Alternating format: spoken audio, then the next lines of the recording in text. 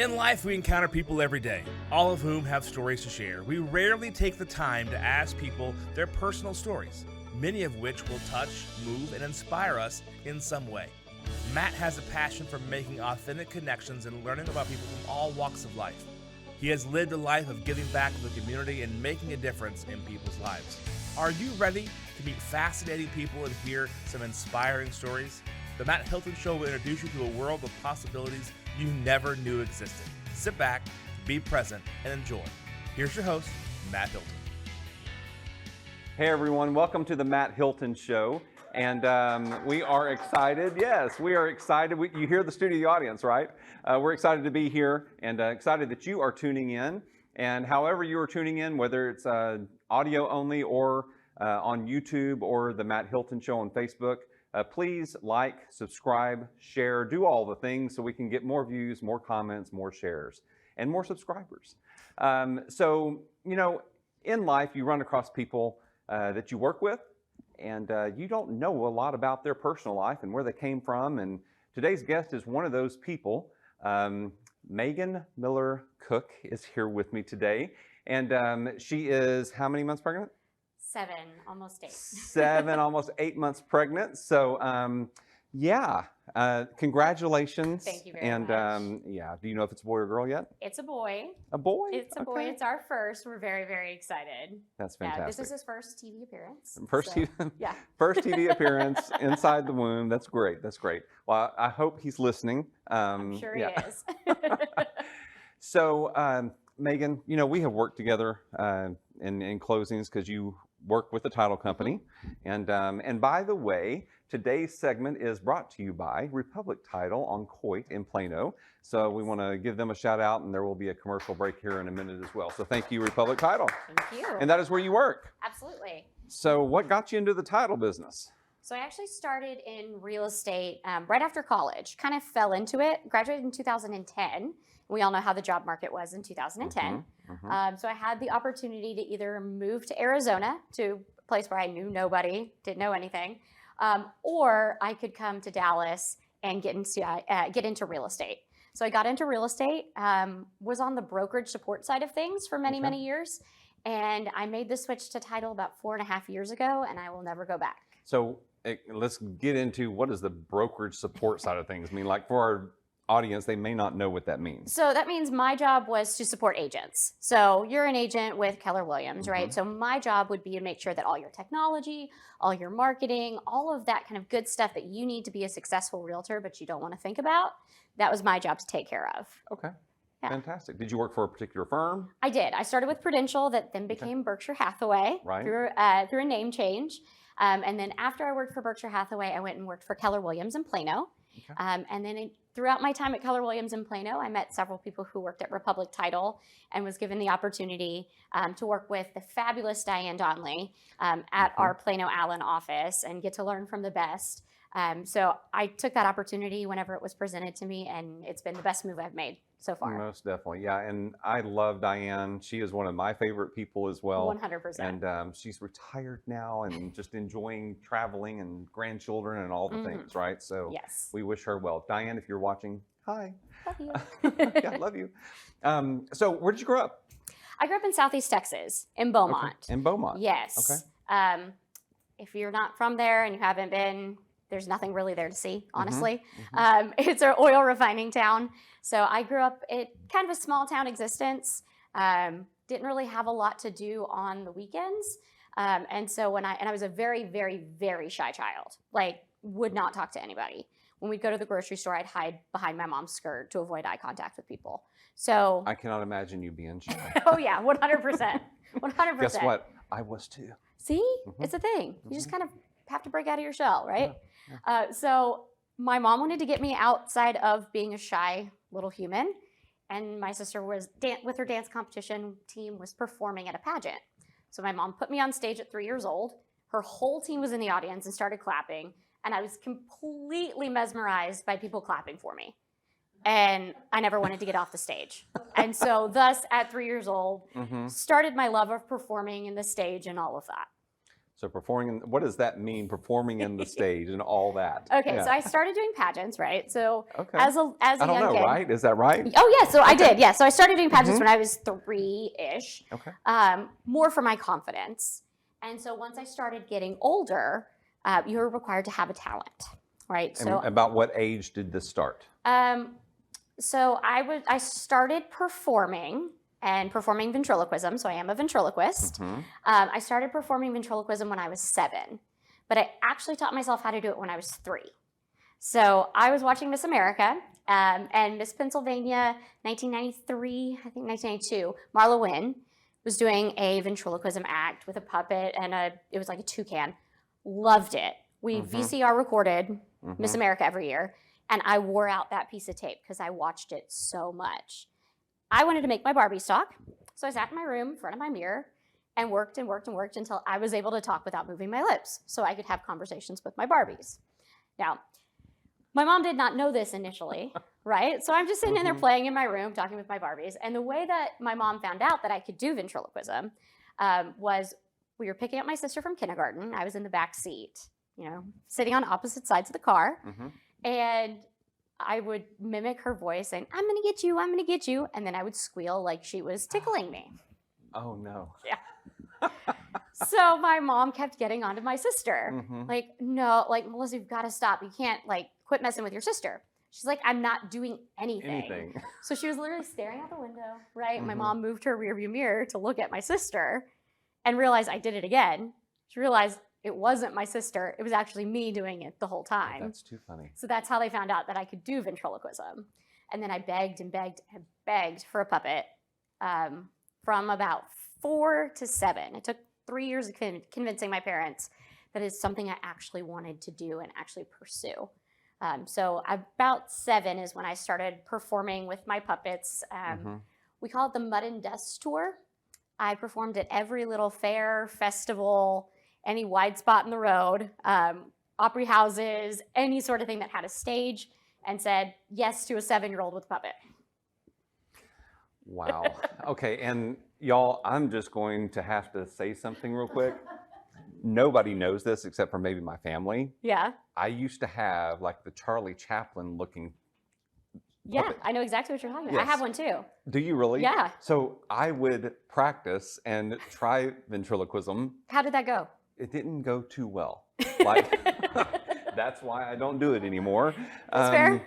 But yeah, so I had that fascination too. Yeah. Isn't it cool? It is. It's like magic, but in a completely different way. Yeah. Wow. Okay. So you're going through, and that was just a flashback to the past. I had forgotten that until we really started talking about it. And I was like, wow, I remember having this little puppet. Yeah, there you go. It's a lost art. It is. It is. All right. So back on track now. Yes.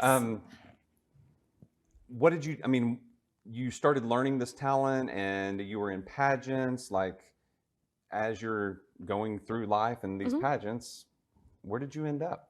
So I spent a lot of time practicing with my puppets. A lot of my summers were spent traveling all around. I did a lot of time in Branson. There was a couple summers where I had a standing show either at Silver Dollar City or I was a guest at one of the shows in Branson. Okay. On the stages there, which was really cool. My grandparents live in Kansas City, so they were able to come and see me perform there, which was really neat. That was very special. And then I continued to do pageants here and there and use that as my talent. And there was a really great competition for kids where you could go, and it was all sorts of talents. There's special talents, dancing, singing, all of that. And one of my greatest accomplishments, even still to this day, I have the trophy in my craft room now, is I got Entertainer of the Year there, which is out of everybody. Wow, yeah. That's awesome. Yeah. Out of everybody, which were 300 different little kids doing their talents, I had the highest score of the entire competition. And so wow. So that was one of my super special things. It's called American Kids. I loved it. So that was a great program. I wish it was still around and still active, but it was not. Not anymore. No, but it was really enriching. It was an enrichment program for kids. And then I kind of stepped into the Cinderella stage. So Cinderella is a development program for young women. They call it the stepping stone to Miss America.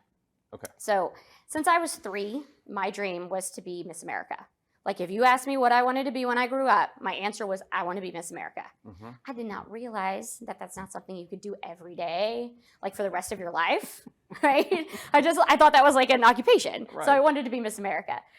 So with that in mind, we got into something that's like a stepping stone to Miss America. And that really helped me with my stage presence and my conversational skills, interview. And I started doing that when I was 6 or 7. And then, I did it with my sister, so that was fun. We got to spend time together doing that. And then when I was 12, again, I competed there as well and got to represent the state of Texas for a year, which was awesome. And when I turned 13, I had the opportunity, someone from the pageant world, my friend Duke, said, hey, I think you'd be really great for Teen Texas. I'm like, okay, great. I don't know what that is. We were in an elevator and he was like, you need to come and do this. I'm like, okay. What are we doing? And that was the start of my actual journey within the Miss America organization. So I'm very passionate about the Miss America organization. I always have been. So I did my first local with Miss Harris County was my very first, Miss Teen Harris County was my very first preliminary title, right? And I got to go to Teen Texas, and that was my first taste of really being a part of the Miss America organization. And so, yes, talent is a very big part of it, but so is interview and having what they call a platform. And that's something that's very important to you that like really speaks to your heart that you want to work on and change the world. They call it their social impact initiative now. Right. And so one of the things that I had always done is I've worked with, my mom was a special needs teacher. So I worked with special needs students for many, many years. And what I wanted to do is I wanted to teach students how to, we call it character education, right? How conflict resolution, how to live with people different than yourself in a nice, sympathetic way. And so I really kind of felt that drive, and I found that through the Miss America organization. So I was able to kind of dive deep into that, go into elementary schools with my ventriloquism and my puppets, kind of gave me a different edge where kids would listen to me a little bit differently, more than someone just up there talking to them, right? So I took my puppets in, we do all of these different activities. And the best part was when schools would call me later and say, you really, really made an impact with our kids. Like we were having trouble with them following the rules. And after that exercise you did, it completely changed the way that they're doing it. So it really kind of, I got to combine both my passion for helping children and their character and treating each other with respect and my ventriloquism and my performing, which is a really cool aspect of the Miss America organization that most people don't actually know. Yeah. Wow. So knowing what you know now, yes, would your platform be any different? No. Okay. I think that's something, conflict resolution and treating each other with respect and how we treat each other, just in general, I think it's something that still needs to be taught to adults as well as children.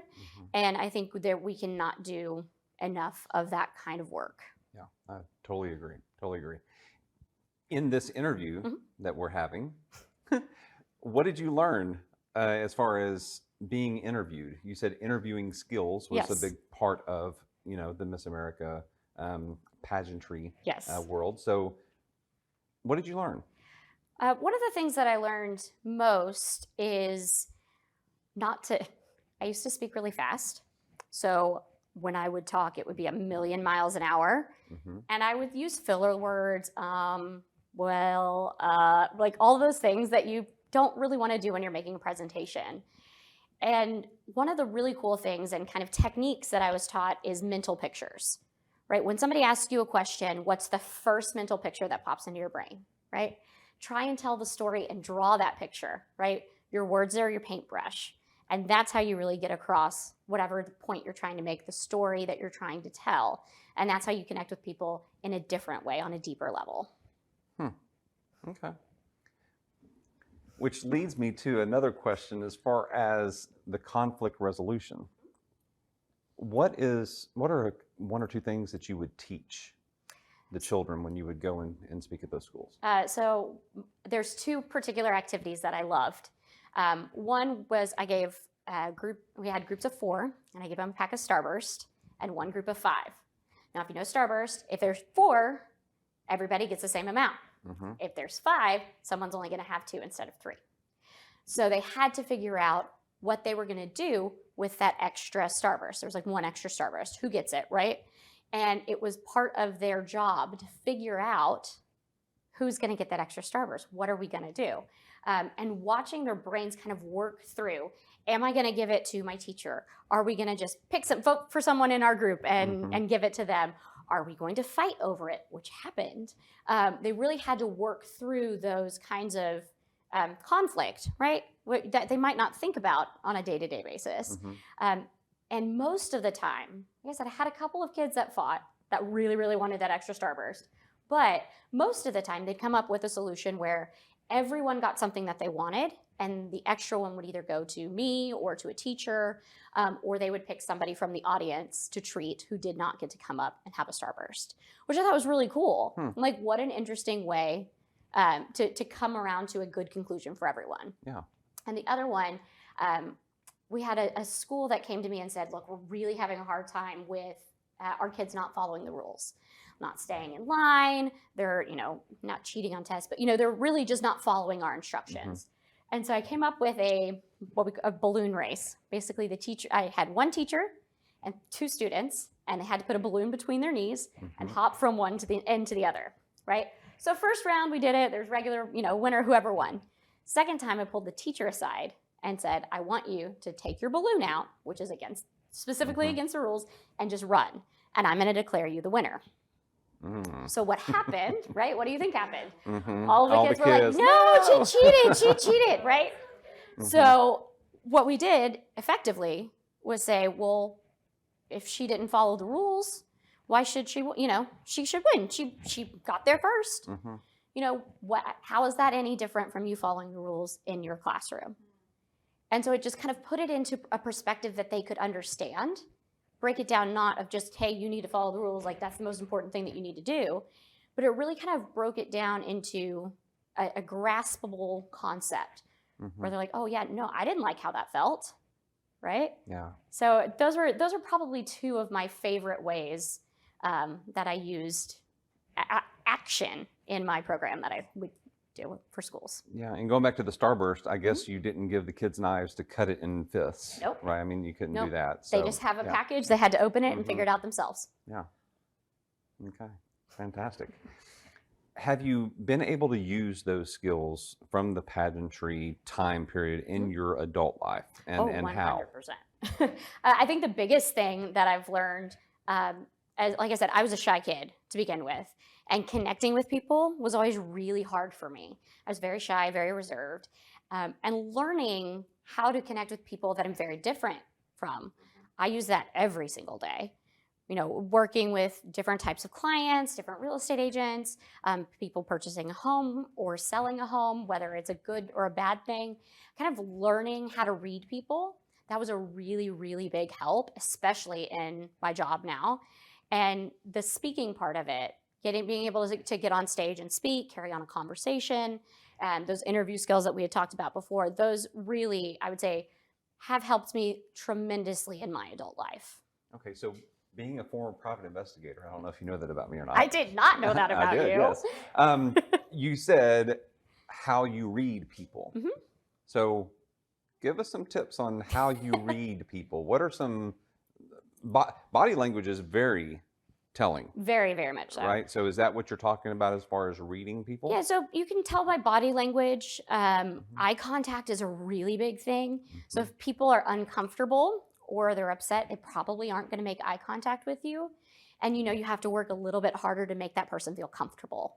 Right. Same thing with body language. If somebody's, closed off or, not really, they're not open and outward, as we like to say, if they're inward and closed. Again, that's somebody that you're going to have to spend a little bit more time with, get to know them a little bit more.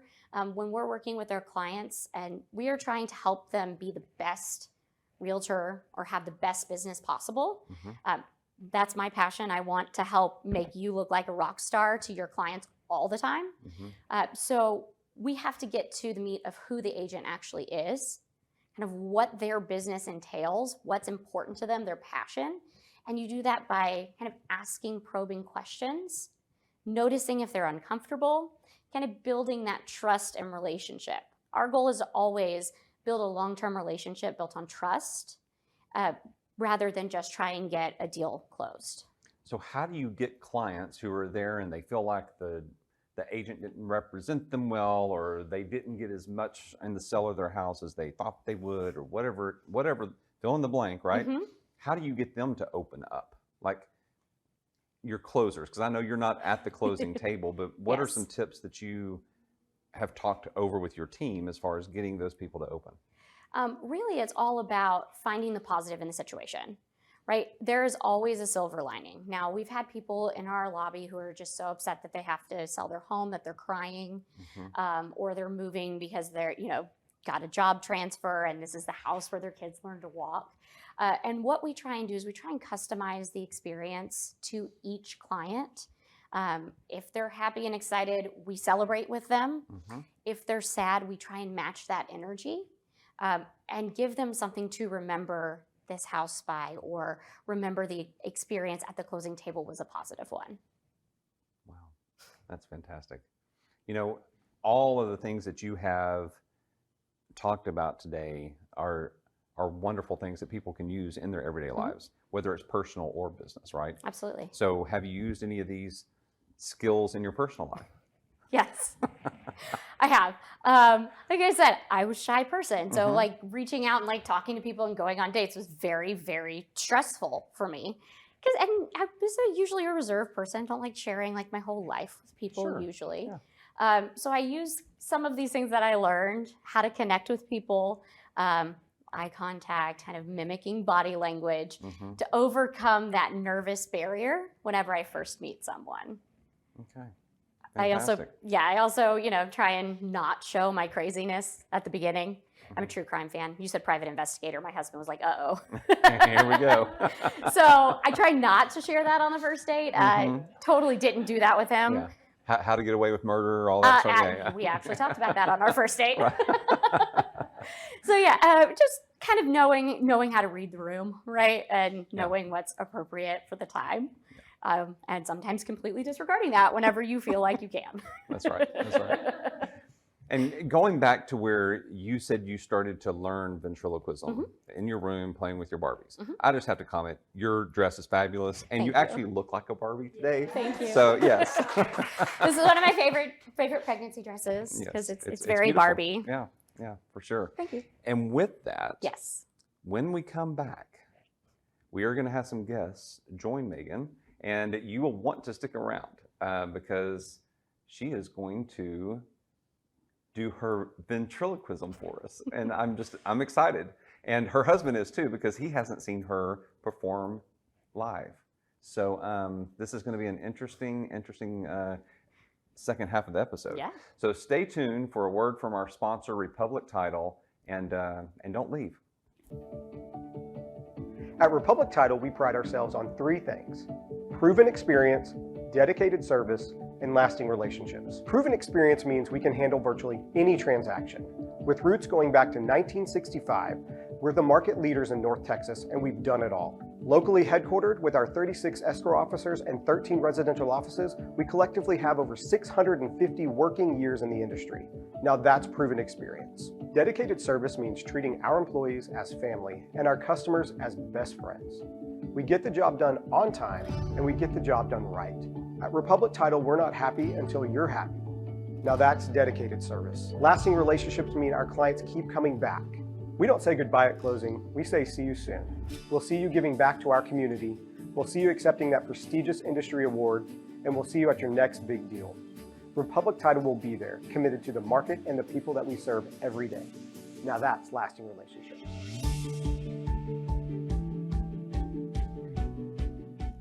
Hey everyone, welcome back to the Matt Hilton Show. And now, introducing Meghan Miller Koch. Ladies and gentlemen, I would like to introduce you to the most talented ventriloquist in the world. I thought we couldn't get check him. Here's Megan. Zippity-doo-dah. Zippity-A. 9:09, what a wonderful day. Plenty of sunshine heading nightly. Zippity-doo-dah. Zippity-A. Mr. Bluebird's on my shoulder. It's the truth. It's actual.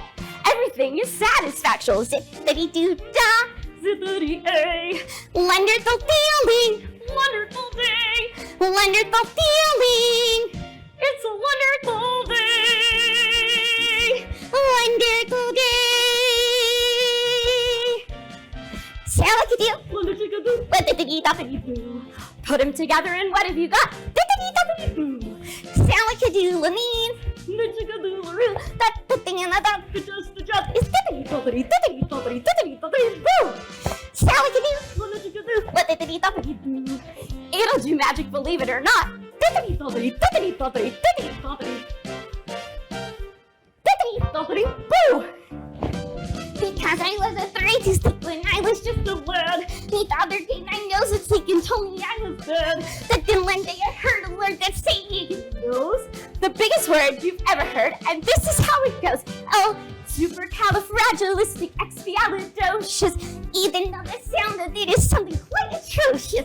If you say it loud enough, you'll only sound precocious. Supercalifragilisticexpialidocious. All right, guys, are you ready? Now here we go. Supercalifragilisticexpialidocious. Supercalifragilisticexpialidocious. Supercalifragilisticexpialidocious. Supercalifragilisticexpialidocious. Supercalifragilisticexpialidocious. Yeah. That was fantastic. Thank you so much for that. So, what are the names of your puppets? Yeah, no worries. Okay. Sorry, I can't have them on anymore.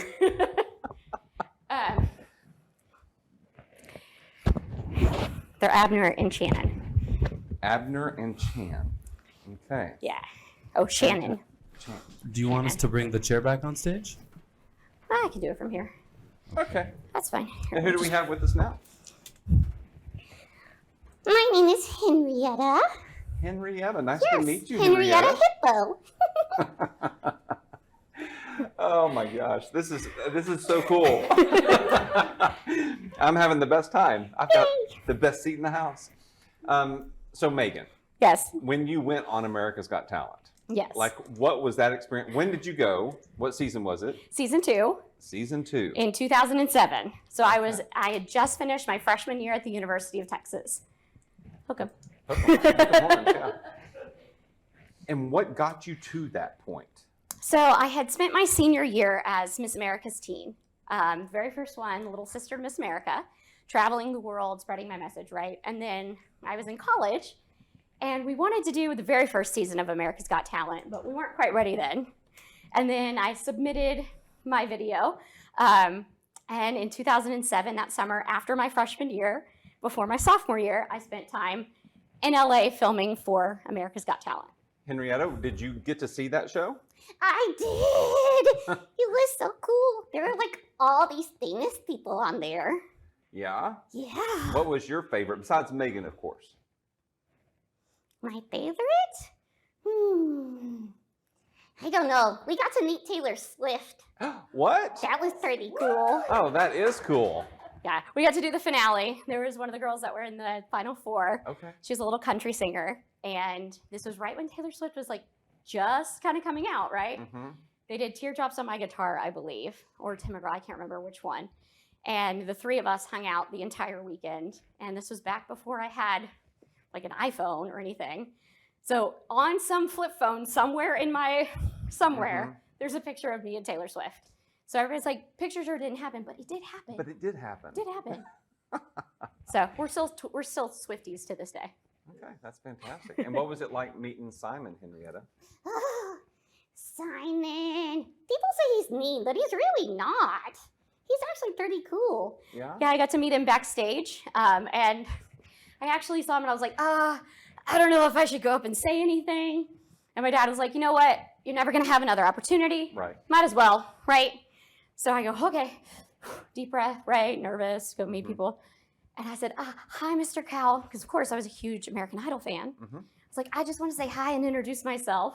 And he goes, wait a second, you're that little ventriloquist girl, right? I was like, yes, sir. He goes, you're really rather good. And I was like, I will take that all day. I will take that to the bank.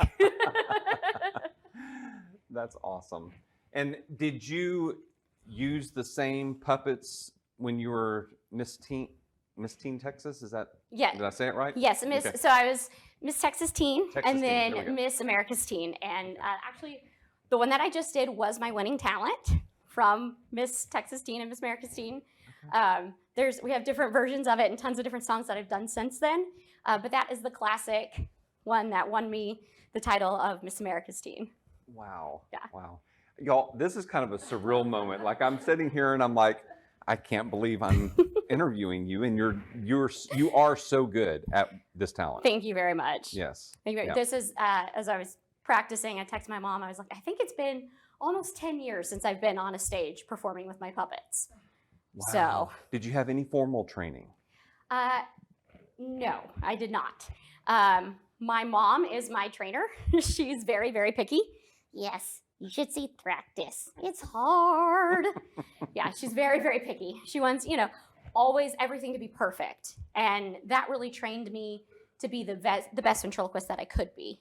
While I was doing stuff with America's Got Talent, and I was on the Today Show as well, I met up with Jeff Dunham, and he gave me some pointers. Yeah. So I actually sent an email, again, thinking I wasn't going to get anything back, and my cell phone rang, and I was like, hey, this is Megan. He was like, hi, this is Jeff Dunham. I'm like, Whoa. what? Right? So that was really cool. That was a very cool experience. Yeah. So, but actual training, it was all me and my mom. Wow. That's fantastic. So I do have to, do you mind if I share with the audience what you shared with me earlier? You said nothing was off limits. Yeah, So here sure. we go. She has performed today with carpal tunnel from her pregnancy, and she said her unborn son's foot is in her lung. So you can only imagine what she had to go through to perform, and the performance was wonderful. Thank you. But I do understand how you were out of breath. Thank you. So as we wrap up, Megan, Yes. to the little girls that are out there Mhm. that are thinking, oh, I want to be Miss America one day, because you said that was your dream as a little girl, right? Yes. What words of encouragement can you give to them, whether from you or from Henrietta or both?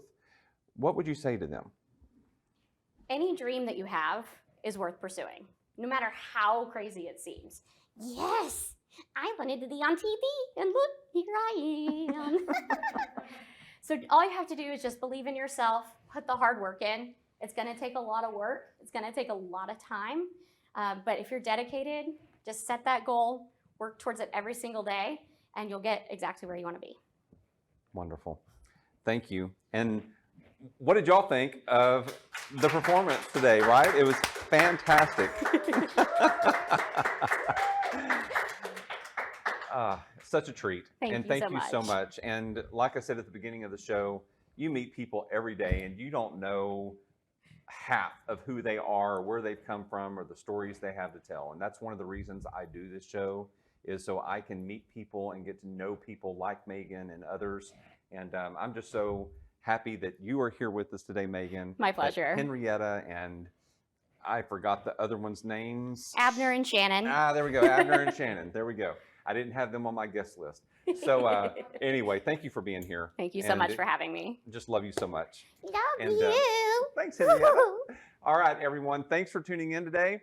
And if you haven't already, please subscribe to the YouTube channel or like the Matt Hilton Show Facebook page, and share it with your friends. Like, comment, subscribe. And until next time, please stay tuned next week as we have another fascinating person with an inspiring story. Bye, y'all. If you'd like to contact Matt or know a fascinating person with an inspiring story that would make a great guest, reach out to the show at themattHiltonshow@gmail.com.